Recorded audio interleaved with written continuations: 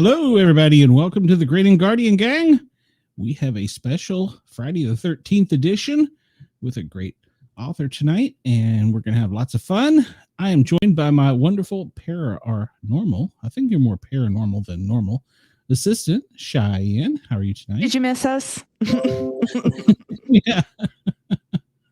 Oh, somebody send Andy the link. I forgot to send him the link. Okay. He just messaged me. So let's see. Tonight we have Jamie Davis. He is an author of multiple books. He is a field paramedic, nurse, extraordinaire. Let's just bring him out and let him talk about it. Jamie, how are you? Hey, how's it going? Thanks for having me on the show. Hey, thanks for being here. We are glad you're here, especially on Friday the 13th with your books. I've been looking at them all day and like, wow, these are some cool things. Yeah, born of many years running late night calls, and had a patient one night that said he was a werewolf. And on the way back from the hospital, I said to my partner, I was like, what if he really was a werewolf? And that just set me down a whole path. And before I knew it, it took a while. That was about 10 years before I started writing the books. But ever since then, every time I had a patient that was a little off, I just started wondering what kind of supernatural creature were they, and that helped me. You're not a werewolf, are you? Well, we do a paranormal show on Wednesdays, the Paranormal Guys, and we actually had a guy that was booked at the beginning of last month.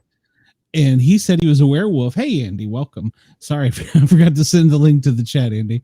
And it was a full moon and he didn't show up. And then I've never heard back from him. So I'm still wondering. We all just went, oh, that's why.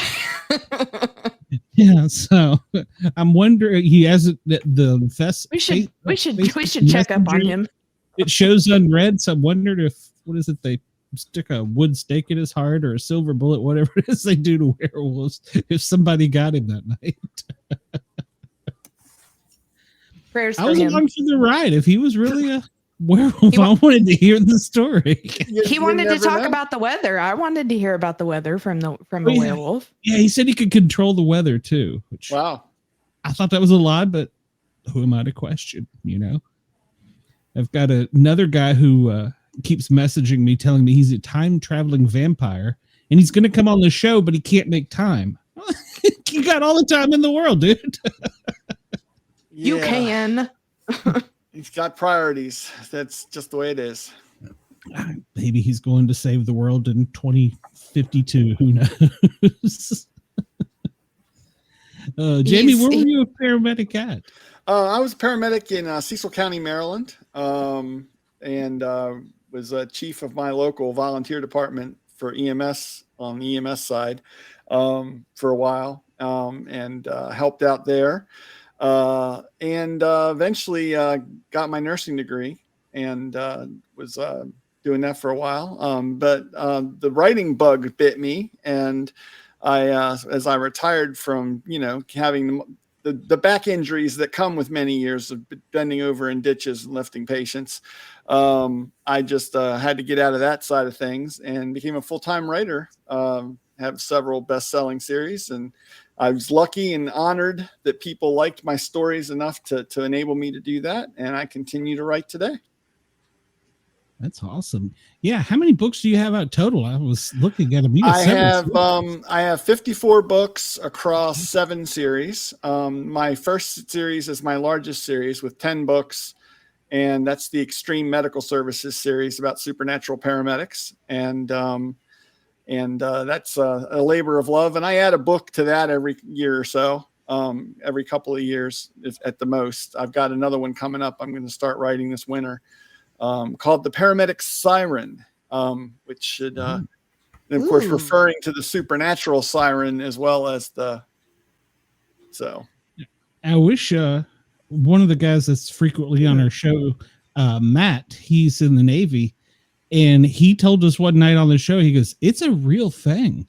Because we were out in the middle of the nowhere on, I don't know what type of ship he was on. He said, but the captain was telling people, come in, have somebody get them and bring them in because they could hear this. I was like, that's weird. There's a lot of unexplained things out there that, science can tell you sort of what they think it might have been, but at the end of the day, it can't really explain They've everything. got no idea. Yeah. Yeah, I'm with you. Bigfoot's mine. Yeah, I'm with you. So I honestly believe that, and this is the premise of my books, but I honestly believe, there could be a whole separate world living alongside us that looks as human as you and I, but really have another side to them. And that's why the paramedics in my stories can treat them, because they're as human as you or I in most cases. And they have asthma and heart disease and diabetes. And in fact, the first case my paramedic, Proby paramedic runs into in the first book is a werewolf who gets low blood sugar and ends up losing control and starting to shift. And they have to give him some glucagon to bring him back. So a werewolf with the sugars. And he's just an ordinary accountant who's down on his luck and not managing his blood sugar. So it is what it is. That's great. We've got a vampire with the diabetes. I guess you can't drink the blood of somebody who's just had a candy bar, because you'll get too much sugar, and then you're in doubt, then you're up the creek. And then how do you judge? Can they smell that? Like, oh no, you just had a Snickers. No, that's one of the things I tried to make the medicine like accurate, even though they're supernatural creatures. There's like little tongue-in-cheek humor about how the things affect different mythical beings in different ways who have different human diseases. So it's kind of fun. That sounds very fun. Figuring that milligram to kilogram for a Bigfoot who weighs 900 pounds. What the hell? I don't have enough drugs. That's great. But, we always did wonder, late night, you're sitting around the station, you're bored, you're talking, and we're like, well, what if some of this stuff is true? What if this, weird stuff happens? And, of course, during my career, we've had very weird things happen. So, it's not, I don't want to say it's a far stretch, but we had a guy is it that far-fetched? Well, we had a guy that come to our station every year on Christmas Eve. He looked just like Santa. And swear to God, we sent Rookie out to look when he came in, because he came in and he knew all of our names. And we were like, okay, another shift. Somebody's put him up to this. We sent Rookie out to look for a car. We're like, okay, he's pulled up in the LTD. He's hanging out back. There's and Rookie come back and he's like, there's no car out there. And I'm like, did you check the roof? What are we doing here? So, we were really like, go. You go back out and you check the roof. the dude knew our names. He remembered us from if we had worked Christmas Eve or Christmas before. It was really weird. And he was talking to Cap. We were at the front of the engine out the bay. And Cap said he turned around and he was gone. I don't have a clue where he went. And Rookie's like, there's no car. He's like, I didn't see him drive off. To this day, we still have no idea where the guy comes from. And I keep up with Station 19, and he still shows up. Wow. And it's been... He was checking to make sure just as we're naughty or nice. Well, we were firemen. We were definitely naughty. But yeah, it was weird. He'd show up and hand out candy canes, and he knew us all. So I don't know. So where did besides for the the first one you said was the werewolf with the sugars, what else have oh well, our paramedics have run into all kinds of things. They've run into succubuses who can seduce men and women with their voices. And of course, if you have someone that's having an altered mental status situation for some reason, they may be enticing people to do things even though they didn't want to. And so you start having a following. I have a zombie chef that cooks for the crew at the EMS station. He lost his trailer home when he was living in, and it's actually based loosely on a real call, because at the end of the time when they come to rescue him, he was choking on something, and they Heimlicked him, and he spit out what was in his mouth, and like half his arm fell off at the same time, and so they had to reattach the arm, and then and he brought out a baggie full of brownies he'd just baked, and they drove off, and they're like, "We're not going to eat these, right?" But it turns out he's a real 5-star chef, and he needs a place to live, so they do a digit check every time he brings them dinner to make sure there's not something that got lost in the stew. And then they eat the delicious food he makes. And every year I post a couple of recipes around the holidays that supposedly Freddy the Zombie Chef makes for the cruise, and so people can try some of the recipes out. I love that so much. Cool. We have now you need like a siren with bronchitis. Well, and we have a genie who grants wishes, but the wishes don't happen the way you want them to happen, because that's how genies work, right? They always grant the wishes in a backward sort of way. And there's a scene where they show up, and out of nowhere, this like 40-pound frozen turkey goes flying by, crashes through the wall, and disappears. And then they see the genie cowering behind the couch, and they go, "What happened? What happened? What happened?" And he's like, "Well, the guy told me to make him quit smoking cold turkey, and it blew out of the freezer in the basement, and we can't stop it." So things like that happen. That's great. I love it. Yeah, it's really great. After many years, I'm sure you've got quite a sense of humor and a collection of stories to draw on. Oh, for sure. I mean, that scene with the brownies, we went to a choking call. It was resolved before we got there, but we came in and checked out the patient, and it was a very poorly kept home, and just dirty, and the kitchen was dirty, dishes with flies buzzing around the pots and stuff in the kitchen. And the mother just baked brownies. That's what the person had choked on. And she came out with baggies and gave them to us, and gave them to the responding firefighters too.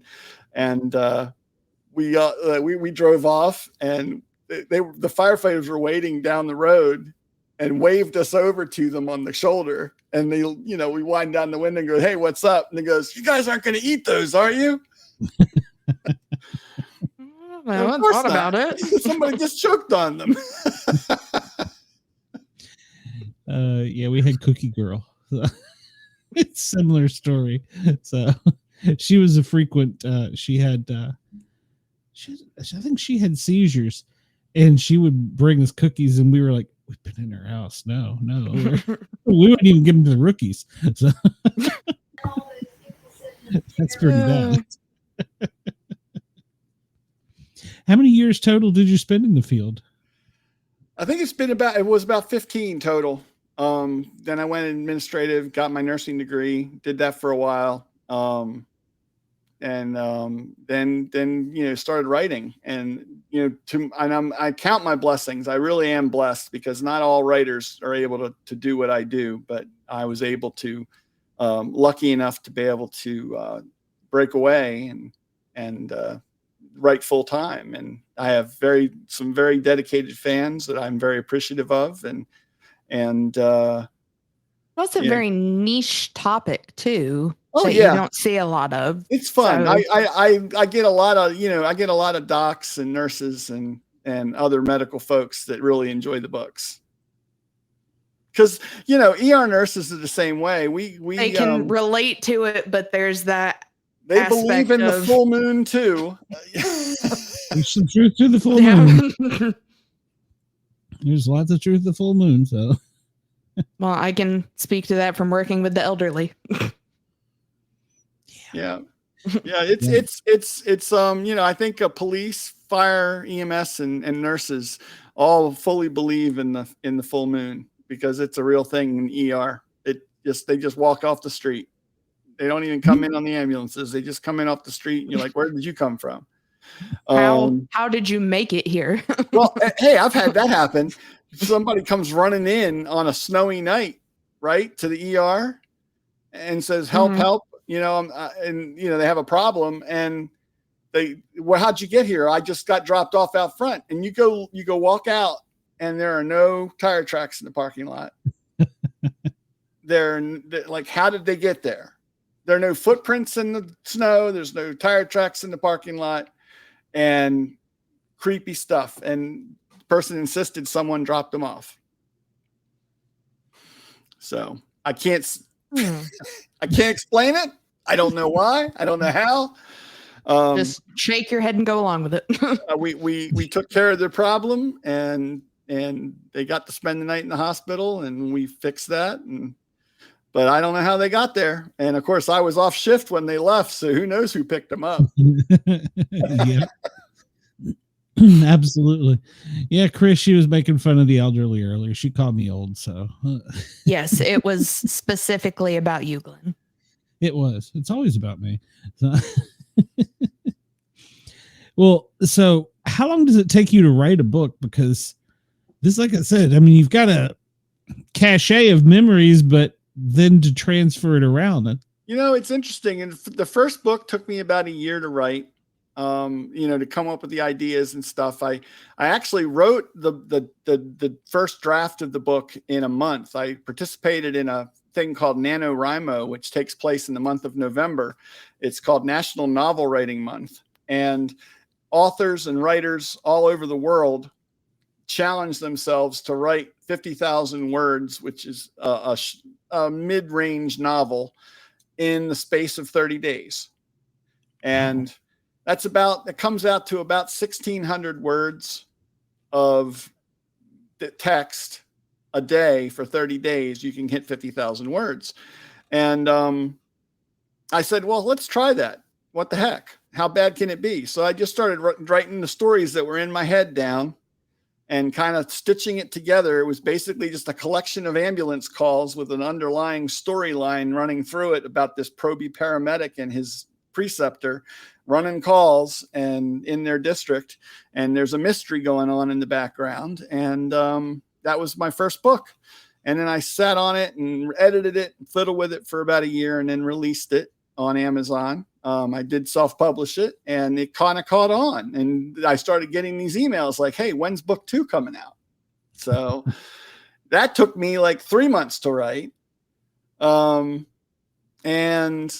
that was The Paramedic's Angel, book 2. And then I wrote, book 3 because I had to finish up the mystery that I had started in book 1. And so now it takes me about 2 months to turn a book around and get it to my editor. And then the editors turn it around in about a month after that. So I can get a book out in about 3 months. I usually publish. Wow. Publish pretty darn good. Publish about 4 to 6 books a year. Wow. Are you still self-publishing or? Yeah, actually I'm hybrid published, like say now, because I had a publisher that I published several books through, a sci-fi series of 9 books and an urban fantasy series of 6 books that I published through a publisher. They came to me and asked me to write a specific genre premise, and I was happy to do that, and that was fun. But I'm happy to publish myself. I end up bringing home a lot more than I would probably make in a publisher. I keep 70 cents on the dollar, basically. Oh. And most publishing deals are around 4 to 6 cents on 4 to 6%. Yeah. Oh, wow. Yeah. I never realized it was that low. Wow. Yeah. I mean, now if you're Stephen King and you're selling 1 million books, that's plenty of money. But if you're not, a lot of mid-list authors, have other jobs and things. So I'm very blessed, like I said, that I'm able to make a living and pull my weight in our family between my wife and I to be able to write full time and be available to help family and volunteer when I need to and different things I do around the community and stuff. So I really appreciate the opportunities that have been given to me. That's great. Yeah, absolutely. Because I've heard a lot of people say that it's almost not worth putting out through Amazon because of how little you get back. Yeah, I mean, you can go direct to Amazon and like I said, the rate they pay out is 70%. So the challenge is then finding people to read your books, because there's thousands and thousands and thousands of books that come out on a regular basis, new books that are put out all the time. But if you're patient and you build a following one reader at a time, and I'm a personable individual, so I don't mind talking to people online and making connections with folks. And I'm lucky that I had a connection with a lot of responders in different parts of the country that helped spread the word that my book was out, and got me a following early on. And I've been able to build upon that. Yeah, that's fantastic. I assume you were a science fiction and horror fantasy type person prior to this? Oh yeah. I am never without a book. And of course now I carry everything on my phone, but back in the day, I mean, I always had a book in my back pocket and something I could read whenever there was some downtime. I've been reading science fiction since I was old enough to read. I lived 2 blocks from the library in my hometown. So when I was old enough to go out on my own, my mom would send me out. I'd walk over to the library. I'd spend the whole day there. The librarians would just start bringing me piles of books, and I'd sit there and read them and read them and read them. I read mythology books of all kinds. I read all the science fiction and fantasy books they had. And when new books came in, I couldn't be happier. So it was a well-spent youth, I guess you could say. Very much so. Served you well. Were you also a comic book fan by any chance? I did some reading of comic books, but I wasn't, because there weren't a lot of comic books in the library. That was my primary source of reading. I didn't get into comic books till I was older in college. I worked my way through college at 7-Eleven on night shift, and so there was a comic book stand in the magazine rack there. So I'd read through the comic books. I became a real big Spider-Man, Peter Parker, and Mary Jane fan during that time frame. Just thought that was I still think Spider-Man's probably one of the best comic book characters ever devised. He's got real problems. He's a real person. He's not, I mean, he's powerful, but he's got a lot of issues. So I think that's good. Agreed. He's my favorite. So, and it does suck. You can't go to a drugstore, CVS, Walgreens, a Quick Trip, Wawa. There's no comic books anymore. You either order them online or a comic book store specifically. They're hard to find anymore. Well, they don't even have hardly magazines in those places anymore. I mean, it just, that whole, because everything's gone digital. A lot of those resources have gone away. So. Yeah, we interviewed an artist the other day, and I asked him about the difference between drawing on a tablet as opposed to paper. And he was like, well, there's no real difference. He goes, but I have more tools now. He goes, I have unlimited paint. I have unlimited pencils. I was like, well, I had never thought of it that way. That's kind of cool. He goes, but I still kind of miss the old way. Well, with him, like with a lot of other people, it felt like cheating there for a while. Well, I'm sure. Yeah. I've had some artwork commissioned by comic book artists for my books. And, scenes from some of my earlier books, especially. I just loved getting, I'd make a little bit of money and I'd go out and I'd get somebody to draw it for me and color it. And I'd always make sure they sent me a paper, an artwork printed version of it in addition to the digital copy. And it's just something about holding that, that physical piece of art in your hand that is special. Very much so. Agreed. Agreed. I still have my comic book. I still get comic books. So even though I get them on Amazon as well. So my wife's like, why are you doing this? I'm like, well, it's I can hold it in my hand. cool. Well, now with the graphic novel, you can get, back when I was a kid, you could only get one comic at a time. Now, if you're behind, you can get a graphic novel and get caught up on, 10, Yeah. 12. Absolutely. Nice. Yeah, they bundle the storylines together. It's kind of nice that they do that now in a lot of cases, and makes it easier to stay up to date, because so many things. There's reboots and there's all different timelines and the multiverse and all that stuff. So I don't have a multiverse. I do have some books that cross over into other series, so that there's characters that appear in different series that I've written.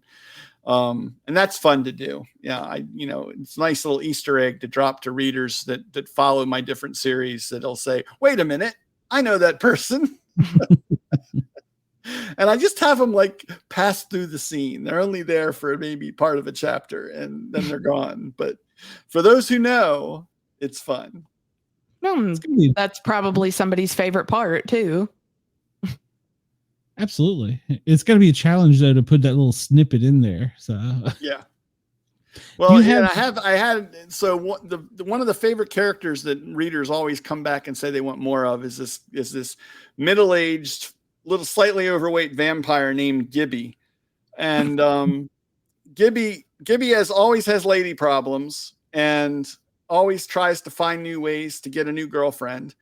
And my paramedic first meets him when there's a call for a severe allergic reaction, and he shows up, and Gibby his girlfriend works midnights at a convenience store, and Gibby has smeared himself in sunscreen and coated himself in glitter so that he can be one of those shiny, glittery kind of vampires when the sun comes up.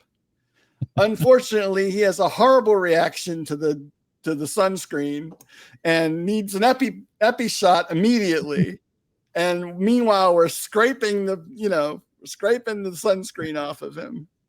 So that's how people meet Gibby. And he always shows up in every book in that series and in some other series too, with some interesting comic relief at the right moment. That's great. Do you have a idea in your head from start to finish when you start to write, or do you I know where I'm going to start and then let it go from there? It takes you that way. Yeah. When I first started writing, I kind of wrote what an author told me is called writing into the dark, which is you kind of have an idea, but you're not sure where it's going to go or how you're going to get there. And you just start writing on faith. And that's how I started writing. I do a little bit more plotting now, but not more than maybe a sentence per chapter, and usually, the later chapters of a book might have just say chapter 27, big fight scene. Because I know that there's going to be, an encounter that's going to happen in that episode, in that chapter. But I don't know exactly what's going to happen or how they're going to get there. That'll be figured out in the chapter before. But I still kind of write into the dark in that sense. I find that if I just trust my imagination, the ideas come to me as I'm writing. And I know it sounds crazy, but I just do what the characters tell me they're going to do. And no, that's not crazy at all. And they just do what they're supposed to do. I put them in a situation and then I let them figure their own way out of it. And by the end of the book, they find a way out. I love that. That's great. Mm-hmm. But you start putting yourself into the mind of that character of okay, well, how would they? Right. Exactly. It is exactly that. It would be easy for them to do it this way, but they're stubborn, so they would go do it this way and make it harder for themselves. I can't tell you how many times that's happened to me where I think, this I should be able to wrap this book up in a chapter or two. And, 6 chapters later, the characters have gone off on some side thing and it was infinitely more fun to do it that way. And I wish, I didn't think of it right away, but the characters took me on a different path, and we still got to the ending, but not the way I thought it was going to get there. Yeah, Cheyenne's my writer. She likes to write. I have been dabbling here lately, but I want to write a textbook more than I want to write a novel. So I'm kind of, and I have been struggling with that this week. I have been working on it a lot. The premise in our EMS training, I was attacked by a dog on duty, and my left hand, I can use my left hand, but I just can't grip or squeeze anything. So essentially, so you can just call the textbook My Left Hand. I could use that. Right? For a different textbook, I would call it A Stranger. But so I was trying to decide. I have not seen any textbook teaching us or training us in my entire career on animal attacks. And in my career, I've come across everything's from snakes to tigers. And so I'm like, but nothing prepares you. I mean, we're talking domestic animals. So I've been sitting down trying to do animal psychology and research and stuff. And I got to a point the other day where I'm like, okay, I've got to narrow this down because I'm out here being attacked by sharks. I don't think a paramedic would be in that situation. But I mean, maybe if you worked in Hawaii or somewhere, I don't know. But there you go. Yeah. So, and I try, and I don't want to take it to a point where I get to, okay, well, then they were attacked. You're going to bandage. You're going to do this. I don't want to be a protocol book.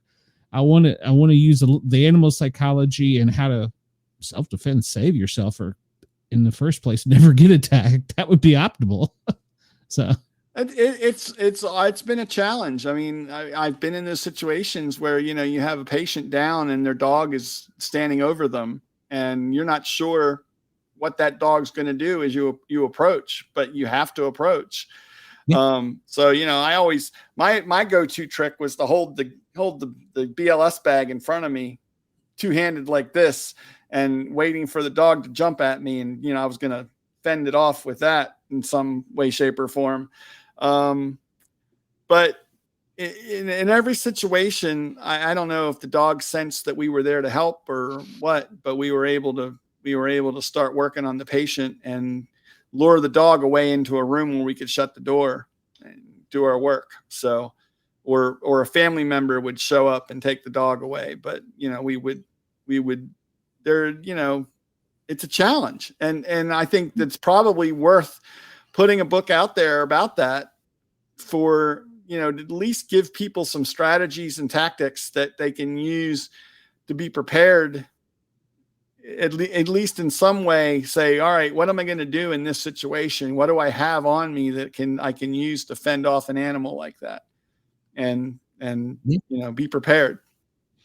Oh yeah. Yeah. And we had just had a police training, self-defense class, and our tool, our pocket knife, we were trained to keep in our non-dominant pocket because you're going to be pushing off with, in my case, my right hand, because I'm right hand dominant.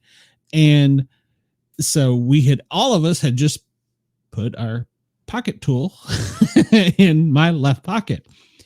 And I grew up around a veterinarian. My uncle's a veterinarian. I don't have a fear of animals, still don't. And I have been in many situations with animals where it's questionable. Never saw this one coming.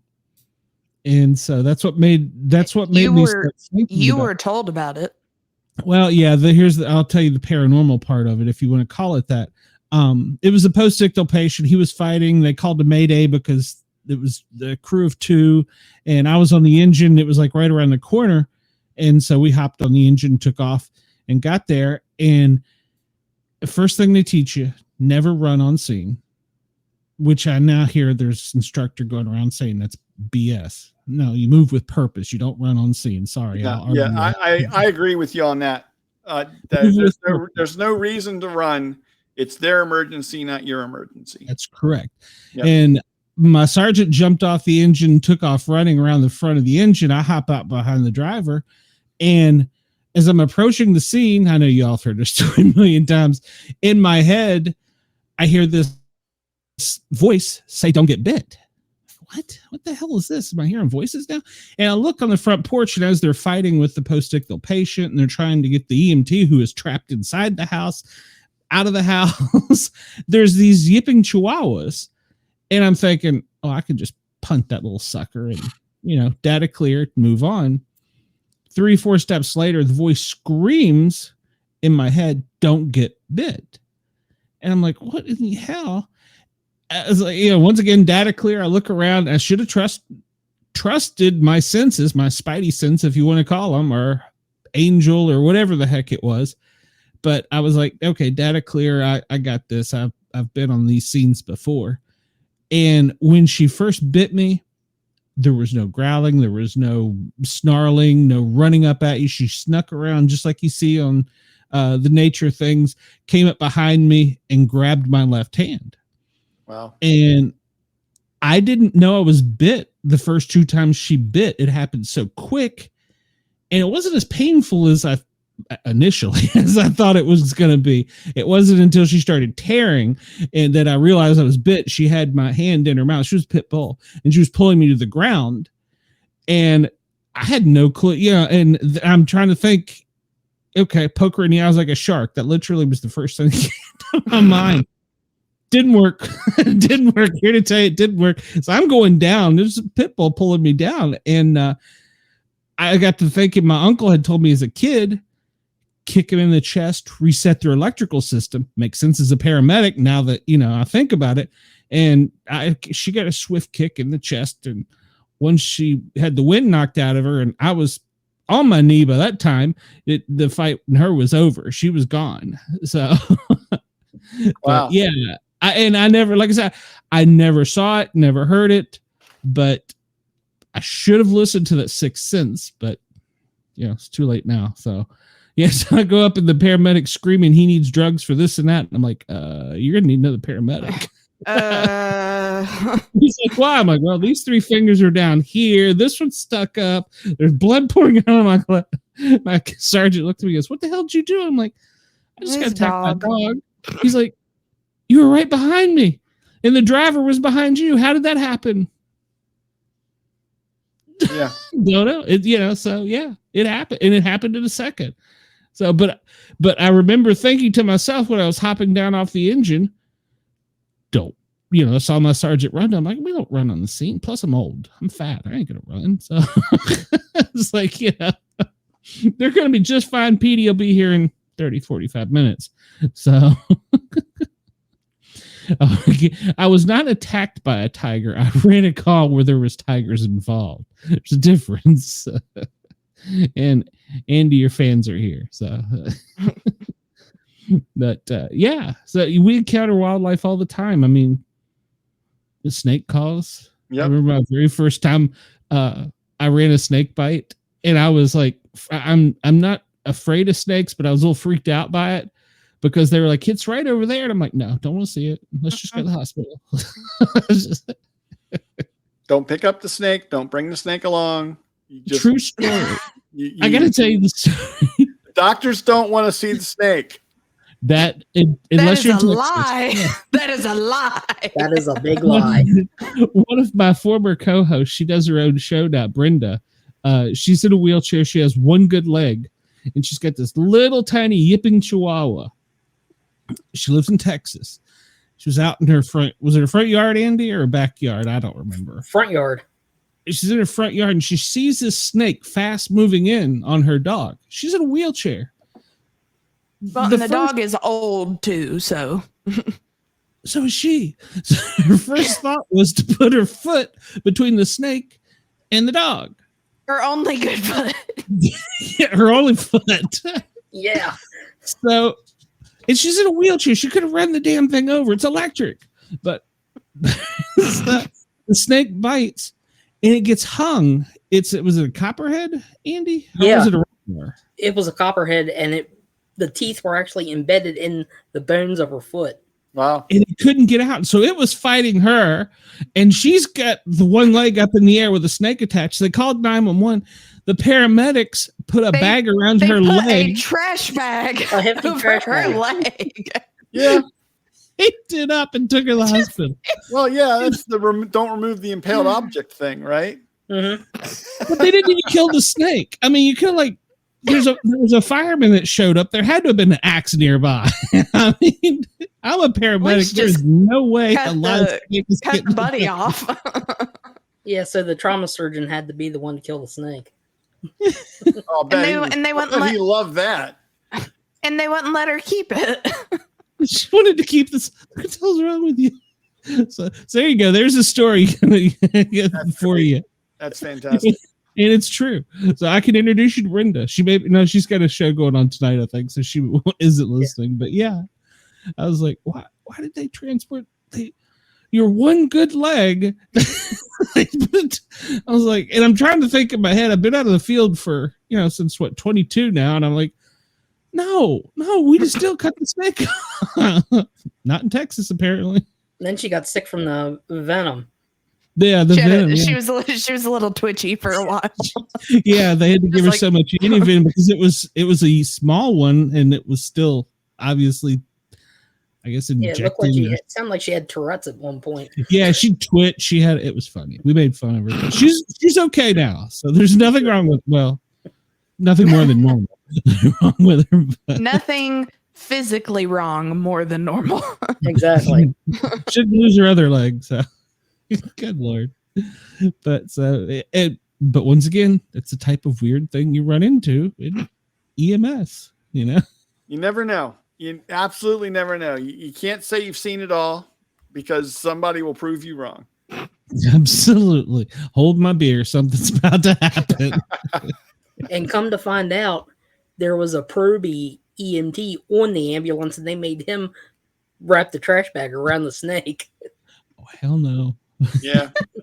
Well, actually, yeah, I'd probably, if I was going to do it that way, I was going to say, you totally would have been like, nope, you're doing it. Yeah, that would have been, yeah. Well, I was rookie at one point, so yeah, things you do, but yeah. Welcome to EMS. That's the story that they'll get to tell for the rest of their life. Yeah. Oh, yeah. Yeah. Brand new in his career. He got it to start with. They made me put a freaking trash bag over a live snake on a lady's leg. She only had one leg. One-legged lady.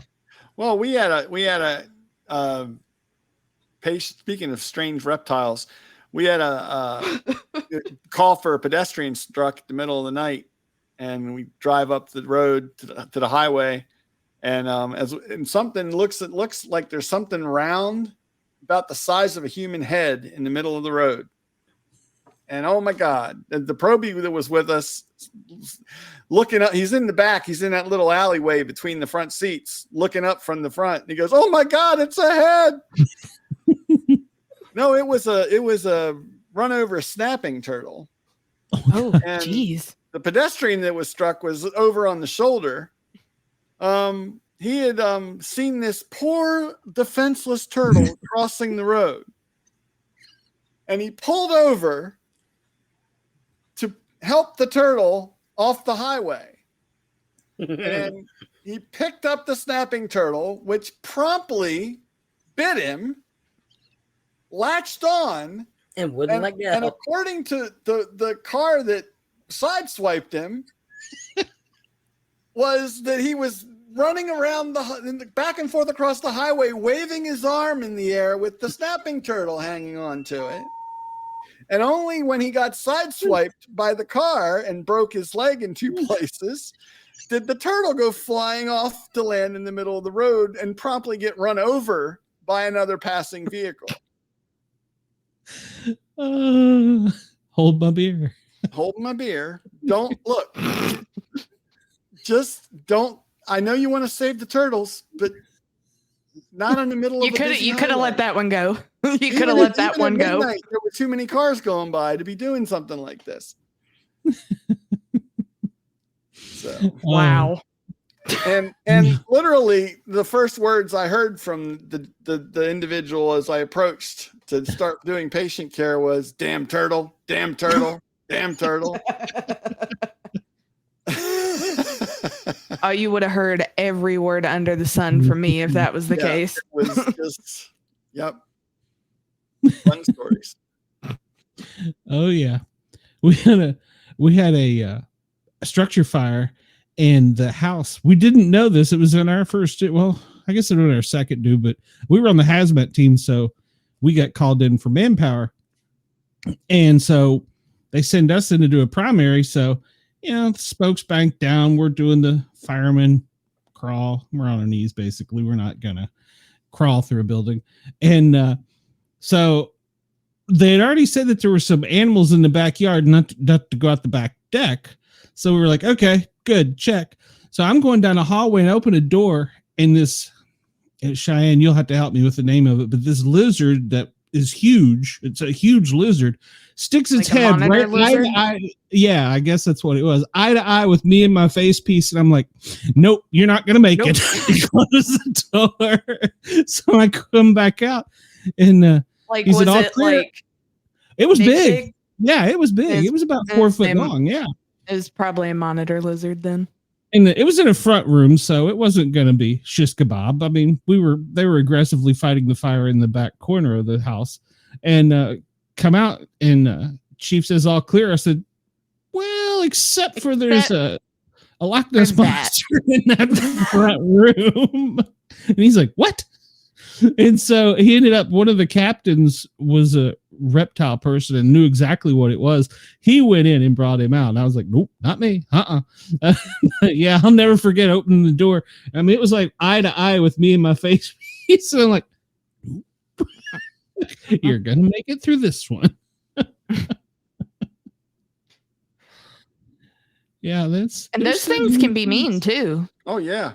I wouldn't have, yeah. Sorry, that would have been the same reaction on my part. Yeah, it was.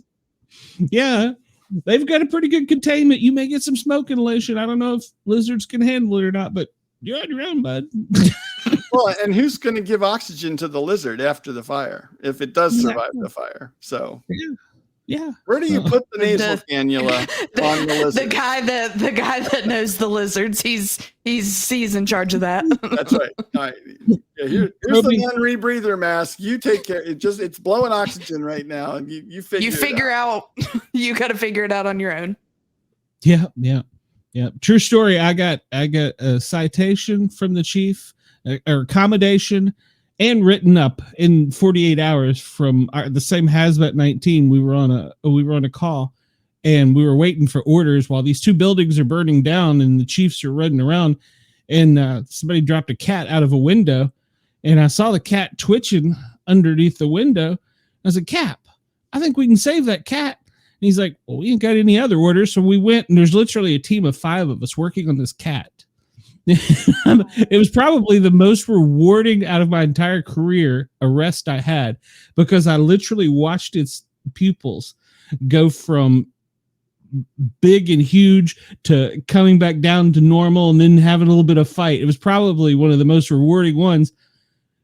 We got written up for it because we weren't supposed to be doing that.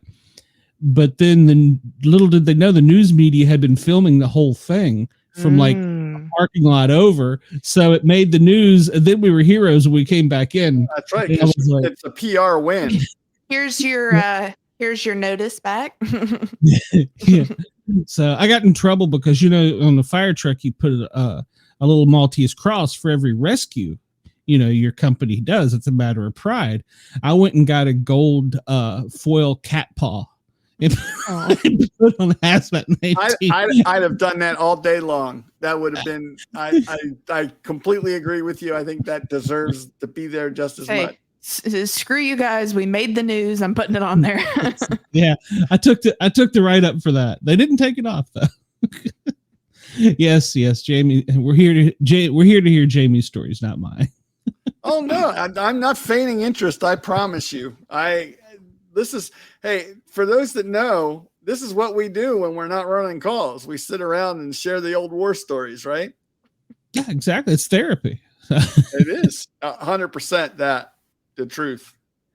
Because I mean, I have no ambition to go back on an ambulance again. I may miss it, but I don't have any ambition to do it again. It's a young You- man. you- It's a young man's job. You miss it, but you miss the good parts. Yep. Yeah. My body's reminding me of the other parts as I get older. You know, I operated mostly in a small town, and so every now and then I have those happy moments of running into former patients, and they have fond things to say, and that's a touching and heartwarming moment. But I also drive past places that were rough calls, and all the time, because it's, my neighborhood. So there's the moments I'm happy to let somebody else take the calls now. Oh yeah. I started in Virginia, then went to Knoxville, and I came to Atlanta because that's where the jobs were. And yeah, I'm glad that I don't live in the county I worked in, because there's, even like if I have to go to Atlanta for something, I avoid neighborhoods. It's a true thing. So you just compartmentalize. It's over there. Yeah, I mean, that's all you can do. You compartmentalize it, and you work through some of that, and it's difficult. We've got people we all know that have had to respond to family members or respond to people they know very well in difficult situations, and that's hard to do, and keep your professionalism and keep your head in the game in the midst of something that's deeply personal. Oh yeah, absolutely. Yeah, when I was a rookie medic in East Tennessee, a seasoned medic told me, he said, try your best not to work in the same area you live. He said, especially because in East Tennessee, it's very rural, very, small town, or it was at the time, it's grown up, but he said, because you will see things about your neighbors you don't want to know. So, he was right. No, but so how many stories you think you got left in you, Jamie? Well, people keep asking me that, and I've got a spreadsheet right now that has at least 30 more storybook ideas written down on it beyond the ones I've already written, and I keep adding to it. There's just life is full of great stories, just full of them. I mean, I can't look at a line of ants walking towards an anthill without thinking, well, where have they been and what have they been doing? Are they on their way back from a raid? Are they looking for food? What are they doing? And those, that could be a story for me. I just don't, I don't know where they're going to come from, but life is full of great stories, and they deserve to be told. And, one of the things I try to do is just keep weaving themes of family and importance of family and close relationships into my stories. Because that's the things that make life worth living. So That's true. do you find yourself putting not just the experiences, but a lot of your own self into your characters? Oh, 100%. I mean, I think there's a little bit of me in all of them, some more than others. There's a series I'm writing right now that's it's about a bachelor uncle who becomes the guardian of his niece and nephew, and then finds out they're magical and has to raise them to adulthood while they're being, all the shenanigans happen with having magical children, because, children are bad enough. Could you imagine what they can do if they can pull the wool over your eyes, literally?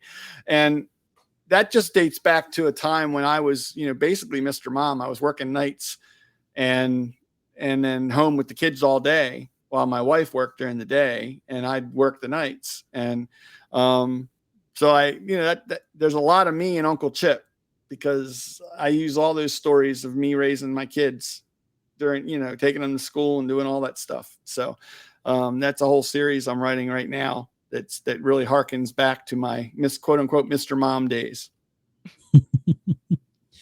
One of our viewers says that you write paranormal novels about 911. Have you got any real encounters? Yeah, I talked about that first encounter that gave me the initial idea for the stories, years before I ever started writing them down. But, I've had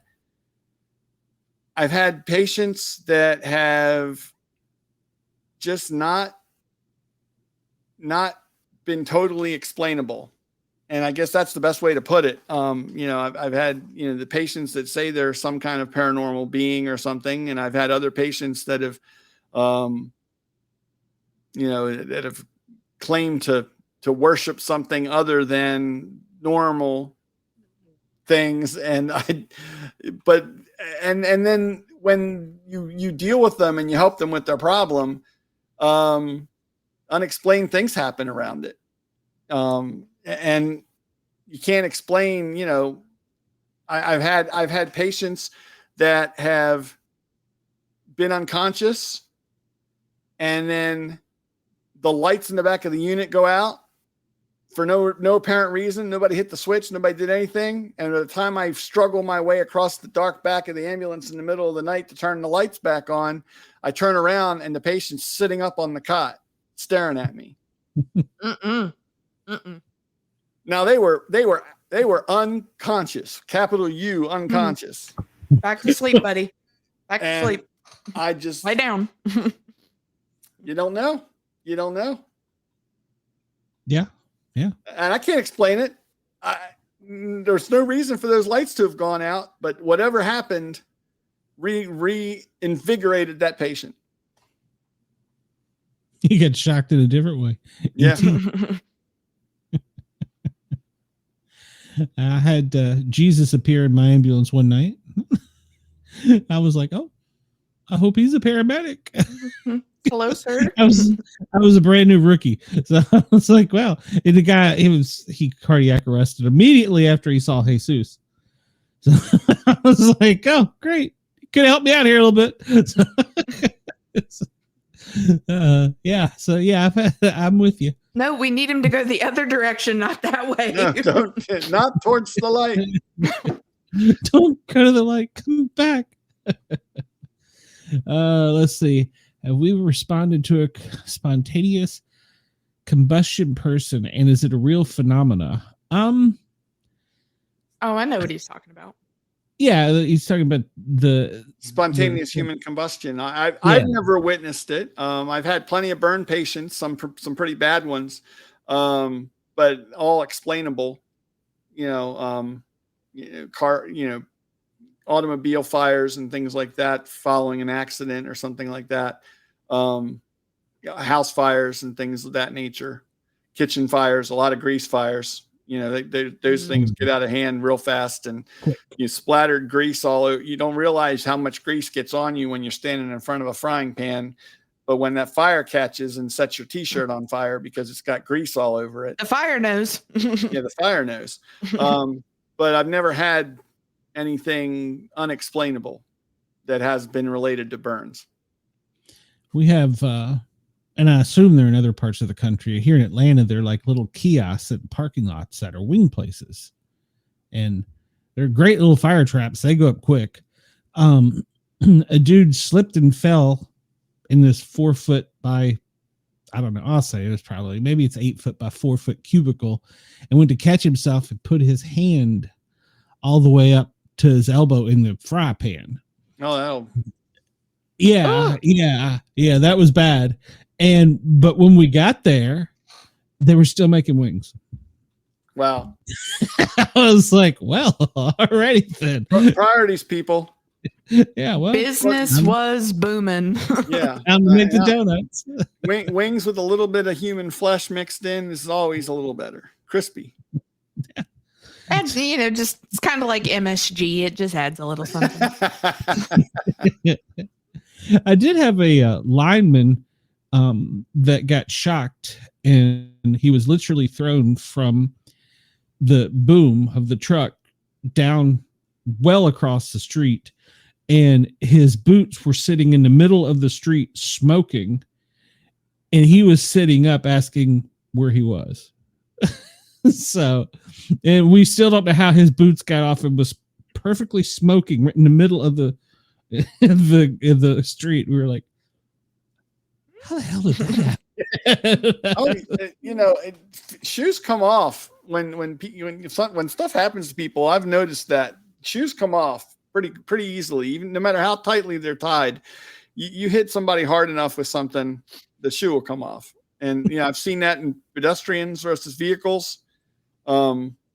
You'll see for every single one, there's at least one shoe or boot or something in the street. Yeah. And I don't disagree that it could happen because, it certainly makes sense. That's a lot of force striking all at one time, and anything that's loose is going to come off. So, yeah, he was fine. He didn't want to go to the hospital. I think you kind of got to go at this point. I'm not sure of the protocol, but I'm almost positive you got to go. When you have that elderly gentleman that goes out to adjust the downspout in the thunderstorm because otherwise he'll get water in his basement, and is gripping the aluminum downspout to redirect the water flow as the lightning strikes their house.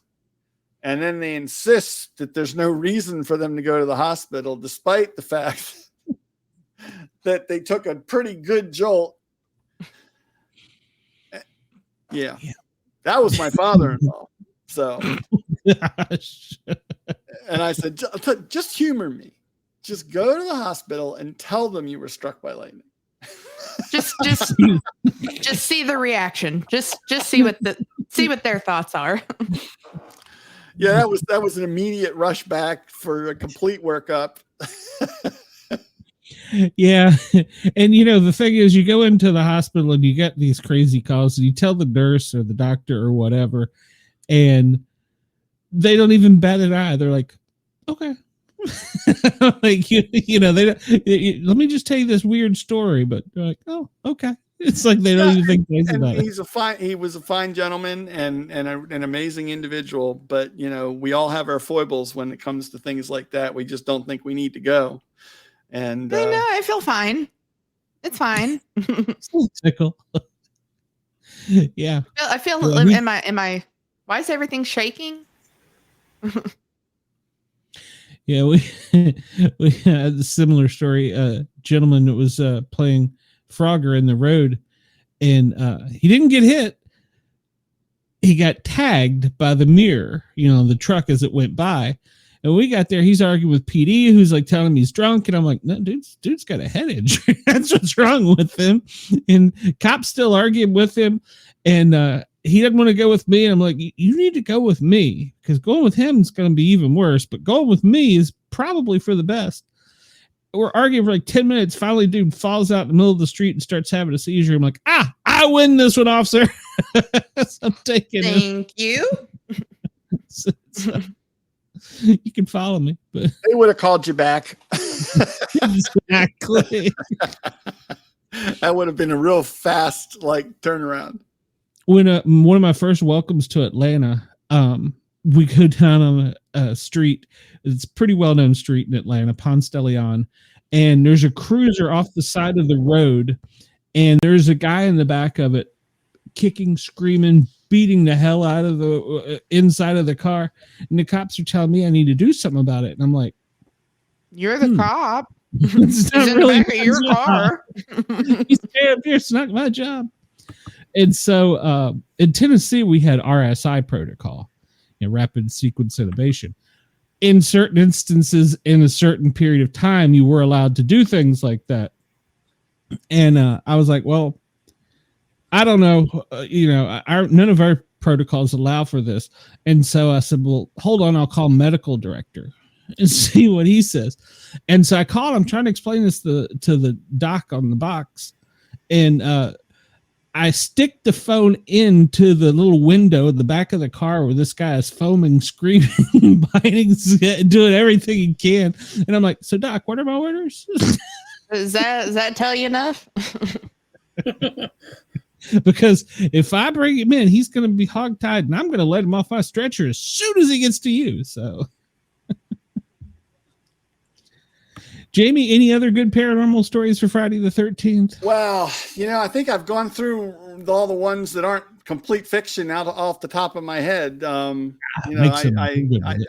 other ones I write in my books. So, those are the ones that I enjoy the most, is when I can come up with a good fictional version of a story, a call that could make sense, but is even more fun when it's somehow mythically tied to something else.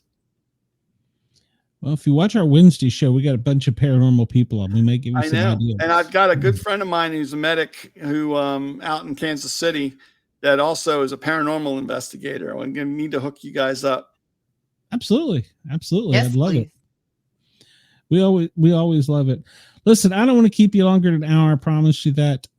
Tell everybody where they can find your stuff, because you got some great stuff out there. Thank you. Appreciate that. You can find everything that I have available for you over at jamiedavisbooks.com. And of course, you can just search for Jamie Davis on Amazon and look for fantasy and science fiction books there. It's on Audible.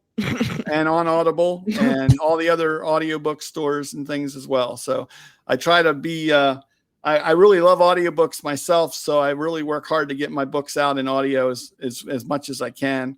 And that's a labor of love there, because I really enjoy, I actually have gotten to know a couple of the narrators quite well, and they do a great job. And I hats off to them, because they add extra life to my characters that I never thought of. So thanks, Chris. Appreciate that.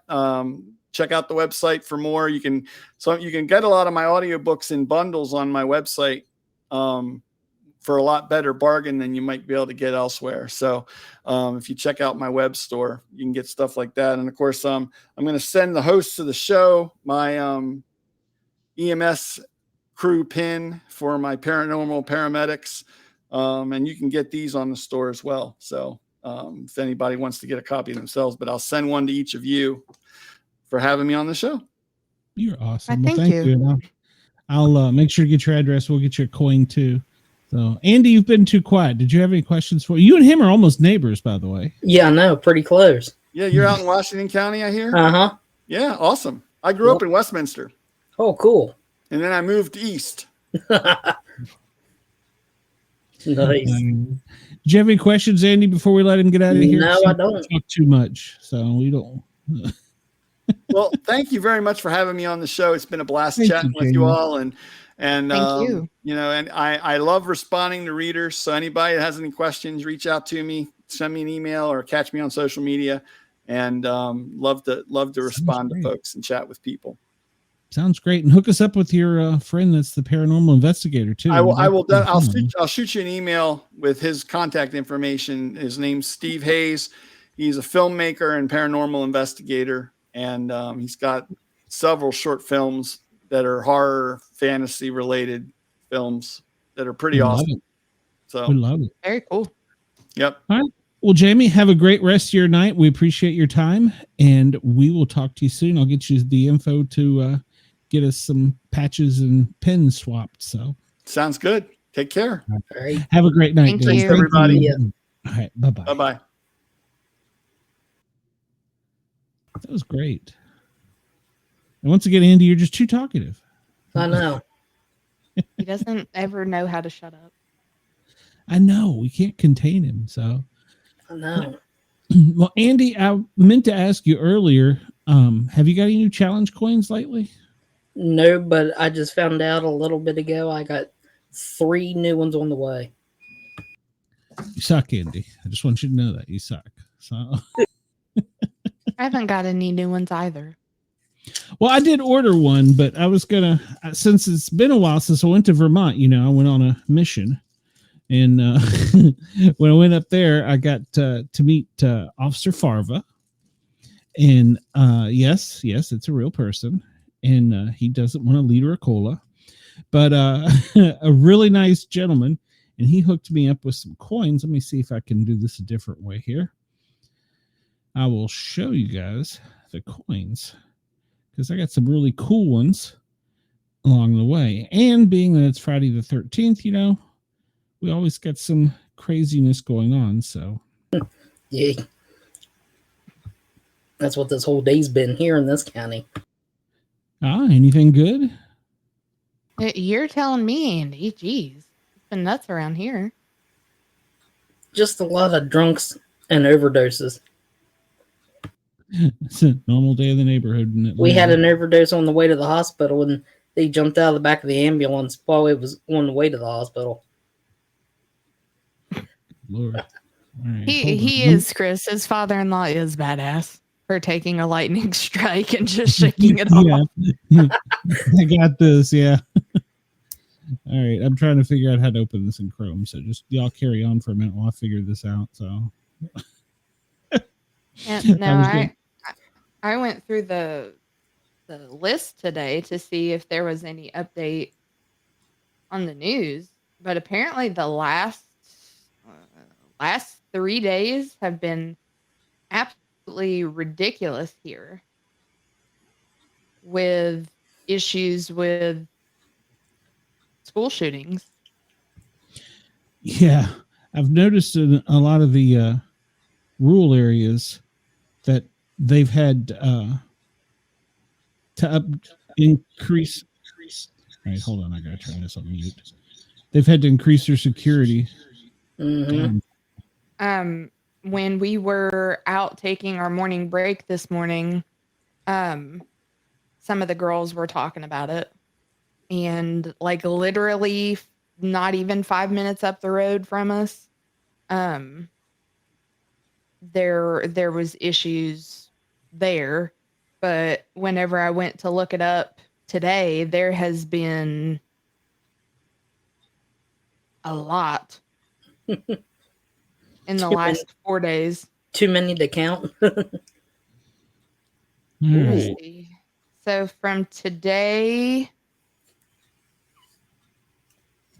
So this was one that he traded with me. This is a sheriff of Polk County, Florida. If you notice or know anything about Polk County, this is the one that was on the news that was telling people, go ahead and shoot them. Oh. So he traded me that one. And that's her accreditations on the back of it. And then, Andy, you'll be jealous. I got one of these, coffee with a cup. Oh, sweet. Yeah. Yeah. Grady J. Yeah, he's a good sheriff. They just started doing that here in our area. Is that one of the poker chip ones? Yes, that one is a poker chip one. And this one is just one he had spare since I overloaded Officer Farva and gave him quite a few. This is from North Carolina. Police, fire, medical. So water rescue. It's kind of cool. Nice. Yeah, and that's their patch on the back. I'll get to that's nice. I'll get to the comments here in a minute, guys. I've only got 2 hands, so let's see. Yeah, Officer Farva hooked me up. Dover, Delaware. I thought that was a hippo for a minute. You don't know what you say. It does kind of look like that. Yeah, it does if you look at it fast enough. Yeah. I was like, why'd they put a hippo on the police coin? I don't know. Cops are crazy there. Oh, I like that. Yeah. Yeah, that one's nice. And then let's see, Andy, you'll be jealous over this one too. The one that only police officers get, Andy, from protectingtheblue.com when they take their picture. Mm-hmm. So I know you'll be jealous. Wendell, you don't have to tell us you're leaving. So if you ain't gonna hang around. We love you though. Be careful out there on the back of it. That's cool. Yeah. And then this was his Officer Farva's agency. He's the chief of courts for the state of Vermont. So I got his personal coin. Kind of cool. So, and I talked him out of, he gave me one of their patches, which is pretty cool. Ooh, that's nice. Yeah, and that's the actual building. I went in, he gave me a tour of it. It's pretty cool. And I was like, dude, out of all the cops, you being in charge of everything, if you ever get a Vermont State police officer patch, hook me up. He's like, hold on, let me go to my desk. So I got that one just because he was a nice guy. So that's a pretty awesome patch. I think it's probably one of the cooler patches I have. I like the little deer on top. Yeah. Antlers. That's right. All right. So that's that. Do you have enough crystals? Oh, yeah. I got more than enough. I should have showed you that is what I should have done. You positive? No. I don't think you have enough. Hold on. My wife keeps buying them for me. I got plenty of these things. I'm telling you, she's trying to put a hex or curse or something on me. So hold on. I'll bring it back up and show you here. Hold on. Let me join. Good Lord. I think I know how to operate my own show. Yeah. Work Cat Mobile joined. No. Yeah, she's. Ooh, I like the yellow one.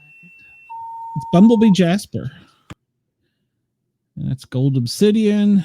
I don't know what some of these are. So, but yeah, you got to peek on my desk here where I got all kinds of stuff. Yeah, there we go. Yeah. Oh, so you have your own coin back there, Dinosaur VMS? Yep. I earned that one. So yeah. Yeah, I earned that one. And I have my sergeant. I look at him every day. Line of duty death, state of Georgia says didn't happen, did happen. So I have him there to remember him every day. Yeah, and my cluttered desk. But yeah, and I got all these coins or these rocks. I'm telling you, my wife's trying to put a curse on it. So if y'all hear me clicking while we're doing a show, I'm playing with one of the rocks. This is just part of it. There's a bowl over here she gave me. So there you go. Oh, take the weapon off the screen. Oh, that's right. I don't get in trouble for weapons violation. So yeah, that's all you need. I have almost served my sentence. So you're getting there. You got like another week to go. 24th, I believe, is when it is up. I don't know. All right. Yes, Grady Judd. He's a great sheriff and a great citizen. Andy, they asked what kind of overdose. Was it fentanyl? Actually, heroin. Wow. That's unusual these days. It's usually all fentanyl. Yeah. I showed you all the one I got from Key West, didn't I? Did I show you that one? I think so. I didn't remember ordering it, but apparently I did months ago. Oh, yeah. And when you got it, you're like, what did I order? Yeah. Yeah. Oh. Oh, that's cool. Really nice. Yeah, I don't remember, but it's to raise money for an officer. Oh. They did it in yeah, I apparently bought it like in March. It just showed up right before we left to go on vacation, so it was fun. Any other horror stories for Friday the 13th, Andy? Horror show? Nope, nothing around here. Other than there was the one threat in Chapmanville today, and then there was 1, 2, 3, 4, 5, 6, 7, 8, 9, 10, 11, 12, Jesus. 13, 14. About 15. 14 yesterday, which they did end up closing some of the schools. And then on the 11th, there was 1, 2, 3, 4, 5, 6, 7, 8, 9, 10, 11, 12, 13, 14, 15, 16, 17, 18, Lord. 19, 20, 21. There was 21 on the 11th, and then the 10th, there was 1, 2, 3, 4, 5, 6, 7. 7 on the 10th, and then on the 9th, there was 1, 2, 3, 4, 5. How's 6, that playing 7, out up in your area, Andy? 9, 10, 11. What's There's that? 11. With the threats against the schools, how's that working out in your area? Have you all had a lot of that? We actually had yesterday and the day before, there wasn't threats, but 5 of the schools in the area were shut on lockdown due to a suspicious person walking on school property. Yeah. Yeah, And then a they lot brought- of these were just suspicious. And then they brought the Things. canine dogs, and the dog couldn't find anybody. Well, I read it was on Yahoo News, so I don't know if it's a thing or not, because Yahoo was also the one prior to the debate that ran the story about the animals getting eaten, and then it was retracted. But apparently, since then, it's not been retracted. I'm not sure. I'm confused about it.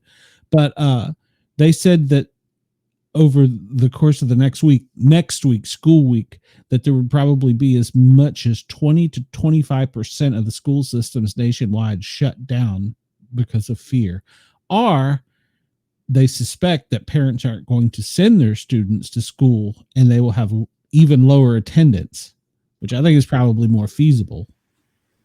Yeah. We just had the attack here in Atlanta. Well, it wasn't Atlanta, but just outside of Atlanta. It's a horrible thing. And Georgia has got the law where they go after the parents. So, but I did question something about that though. And just from my legal way of thinking, they're charging him as an adult. He's 14. He deserves to be charged as an adult. Unfortunately, the death penalty is not on the table. But they're charging him as an adult. But then they're also charging his parents, or his parent, his father, because his mother was already in jail, with the same crimes for allowing a 14-year-old to have a gun. Yeah, because the father bought the boy the gun on his birthday. Bought the gun and let him have access to it, knowing he had issues. But here's my problem with this. Well, if they're trying him as an adult, why are they also trying the father? Why are they trying the father? I think that's going to be a big problem for the state of Georgia. Well, did you hear? I have a disagreement with it. I charge him, put him in jail. But did you hear the year before he had issues with the kid had issues with the FBI? Mm-hmm. Yeah, and he was well known in their system too. Yeah, how is it you were 13 years old and you're known by the FBI? That just blows my mind. I mean, I'm being serious. Unless you're Brenda's kid, but how does that happen? I just being a little crazy. Yeah, but why did they do something? I mean, I don't. I know it's a slippery slope and all, but gosh, look at the amount of lives that could have been saved, or the lives changed by that. Even not just necessarily saved, because I think I said this out in the group chat. One of the things I think we need to start doing, when I say we, fire rescue needs to start doing, is we need to have a response team of mental health workers. Yeah, who were you telling that to? Because EMS was overwhelmed with people having legitimate anxiety and panic attacks. I think you guys were talking about that Saturday. You and Aaron. I think that needs to be something that's addressed, because it's a legitimate problem, but at the same time, you can't slow this wheel down, because there's only so long you have to get trauma victims to the hospital. It's called the golden hour. And so I think we need to drop back as responders and reevaluate that. I think that needs to be done. So, but who am I? I'm just an old retired paramedic that is out of the loop anymore. I've run mass shootings. They're no fun. So I don't ever care to run another. So I've run multiple mass casualty incidents. So, don't care to do that again either. But, it's something we have to train for. It's something we have to prepare for. It's something as a country that unfortunately we're going to have to be ready for. Well, we should have already been ready for it, unfortunately. Well, I agree. But, like take the Kentucky incident. Mm-hmm. Out of all the years I trained for all kinds of things, I don't ever recall training for somebody taking shots at a highway. And prior to, the only time I remember it was the DC sniper. Of course, I grew up in DC, so I knew about the DC sniper, but that was different than this guy. That guy would go, he had a car and a kid. It was a really weird story. And they would go sit and they would just randomly do it one round and then be gone before. Of course, this is way back before we had the technology we do now, but so we don't train for that stuff. But I remember in the 80s, call me a conspiracy theorist, but I remember they didn't train for your situation either. No, but that's it. You can't train for everything. But I was going to say, I remember in the 80s, one of my, and I still have the textbook from the federal government. It had the Twin Towers on the front of the building with crosshairs on them. It's in the 80s. I don't know. Call me conspiracy theorists, I guess, if you want, but I think we saw that one coming. I think it was one of those it's only a matter of time situations. I just didn't think it would be as catastrophic as it was.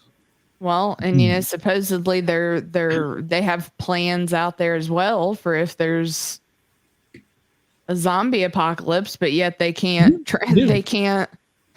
they can't train people on what needs to what needs to be done if you're confronted with a dog or.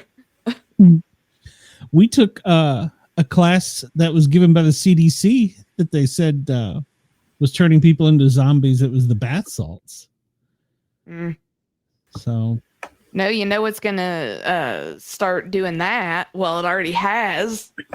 As I watched a really sad, short little documentary on it. But is the worst version of fentanyl. Trank. That's pretty much what it's doing. I've not heard of that one. Is that a new one or? Newer. Whenever I was watching the little documentary about it, it was apparently very rampant in Pennsylvania. But they were interviewing a lady who she was going about making the fentanyl, and she was saying, well, we put the colored food dye in here so that it's actual fentanyl and it's not something fake.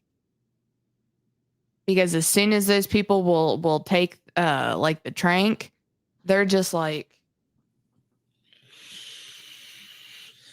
I mean, I ran plenty of them, I know. And we were running one a day at least, or one a shift at least. They were showing the videos, which looked very similar to like Skid Row, of the tents and everything that they had set up to treat people, and it's like eating away at their flesh. Wow. There was a homeless guy that like. They were trying to convince him to like go in and be seen because he was going to end up like losing his foot.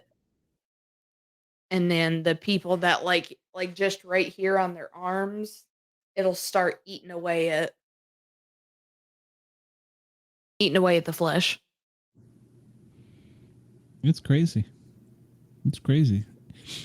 Weird thing is, I was a tox medic. I was on a hazmat team, and people just don't realize there's stuff out there that you can get at Dollar General. It's the internet. You can find anything now on the internet. So, but it's a different world. But I'll tell you what, and I'll be honest with you. If they called and said, we need you to hop back on the fire truck right now, I'd be on the fire truck. The ambulance? No, I wouldn't be on the ambulance. Doctor wouldn't let me get on the fire truck, but I'd be on the fire truck if they'd let me. I do miss the ambulance because you got to make a difference and help people. It was fun, but it has definitely, since I started in the 80s, changed a lot. So, well, there's so much more that is not common sense anymore. Oh yeah. I mean, you're never going to rule out the stupid people. I mean, It's going to happen. So it all has to be. Yeah. Well, there's a reason they put a warning on coffee and chili at Wendy's. Because somebody somewhere. What do you mean this is hot? Yeah, exactly. Yeah. Screw off, Grandma. I used to love running the car wrecks where they're on the phone with their lawyer. Yeah, I've seen that too. Like, you want me to talk to him or can you hang up? Because we got to take care of you. So That can wait. Just yeah. We had a call 3 years ago. It said for an explosion out on a front porch. Thinking, okay. And then they said, be advised you have a burn victim. And I'm like, oh crap, this can't be good. Come to find out, the guy was sitting on his front porch on oxygen, decided to smoke a cigarette, and blew up in his face. Then 2 minutes prior to getting him into the helicopter, he wanted the paramedics to stop so he could smoke another cigarette. Yep. And guess what he did 6 weeks after he got out of the hospital? Burn himself the same again. thing over again. The same damn thing over again. Yeah. Didn't learn. Nope. Yep. But you would be surprised what the human body can tolerate. Like the guy got struck by lightning. He was like, man, he was a badass, but You can't. Yeah, really. You can't fix stupid. No, you can't. no, actually I had a EMS rule about that. Yeah. You can't kill. Where's your sound effect? You didn't play your sound effect. Which one? I got so many. Hosea. Oh, I'm mourning. So Still. have you seen I'm a badass. what they have done to them? No.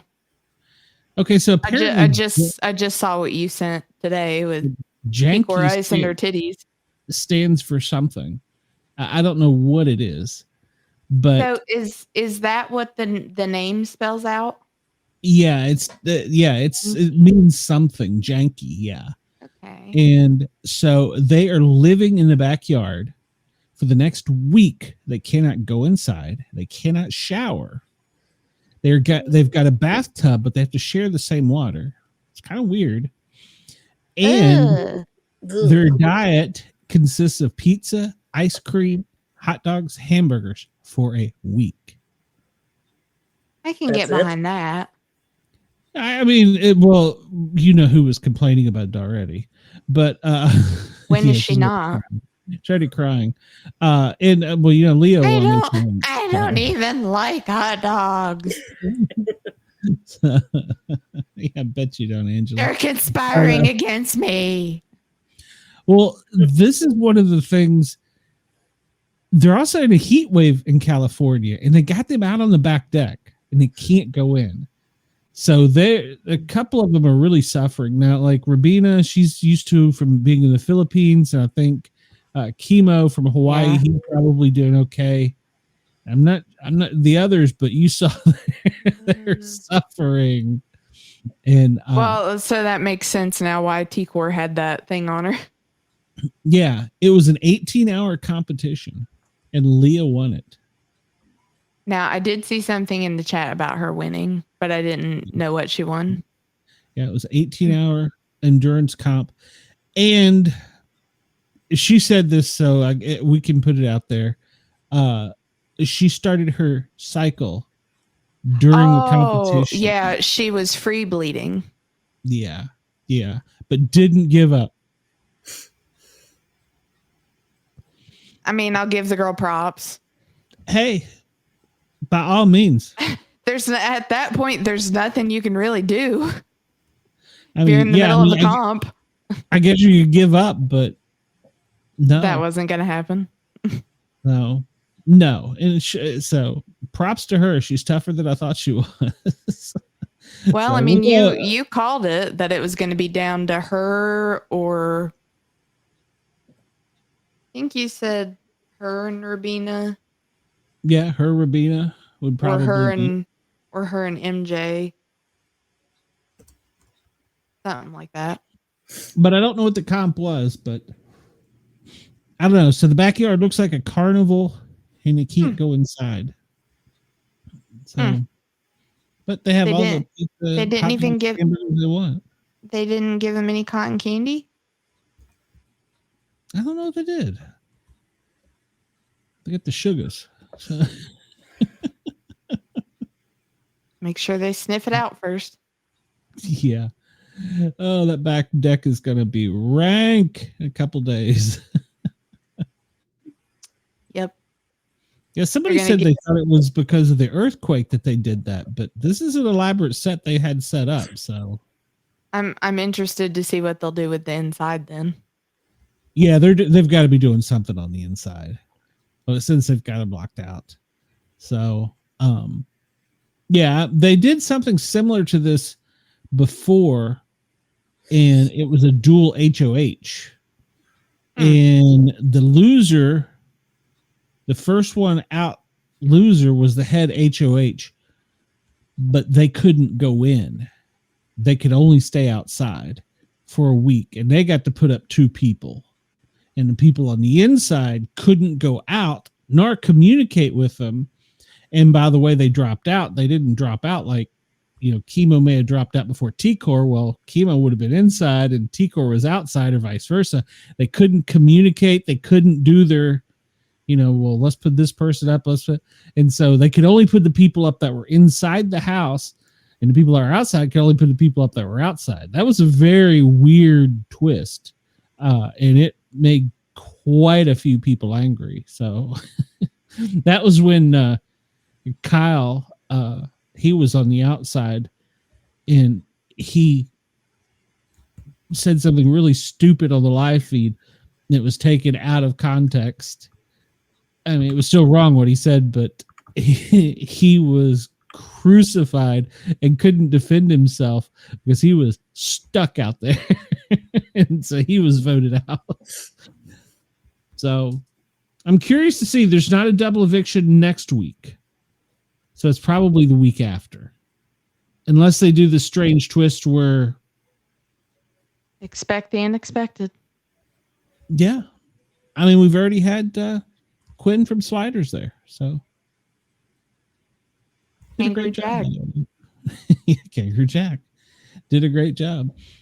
All right, well, we've digressed, so we've gotten off topic. Andy, you got anything else to talk about, or Not much. no? All right, well, you talk too much. I would say the Q word, but I'm afraid if I say that, all hell will break loose. Hey, you live up there, not me, so I know.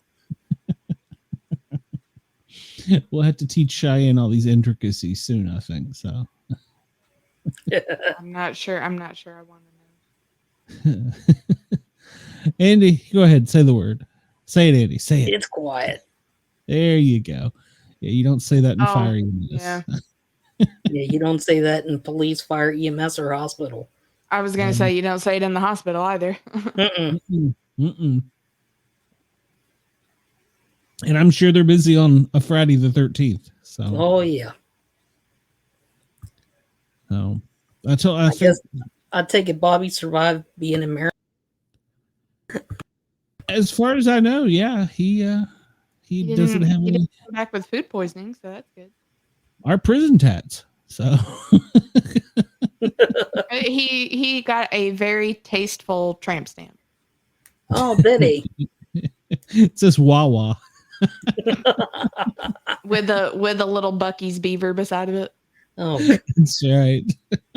yeah, he sent me a picture. Look what I found. It's a Wawa. Yeah, they're everywhere. It's funny whenever I would check bank statements for Travis's dad, I was like, is the bank putting Walmart on there weird? No, and Travis is like, no, that's a place. And I was like, all right. Wawa? What's a Wawa? All right. Well, we have coming up Monday, the big chat where we'll talk about everything Big Brother, and looking forward to finding out about that. And then on the 18th is Wednesday, the Paranormal Guys. We've got a person that is a magician on the first hour. And the second hour, we've got another author. So, and she's got some great stories. So we got that coming up. Next week, we do not have a Grin and Guardian scheduled. So I think what we're going to do is just from here on out is just schedule them when we can. We have had some difficulties securing co-hosts. Cheyenne and Andy do a great job, but you all can't be on every show. So I just clean rooms for a living. oh, stop it. You're more important than that. You do good stuff. So Andy said he wants you to come clean his room though. So No. There'll be pickles in it for you.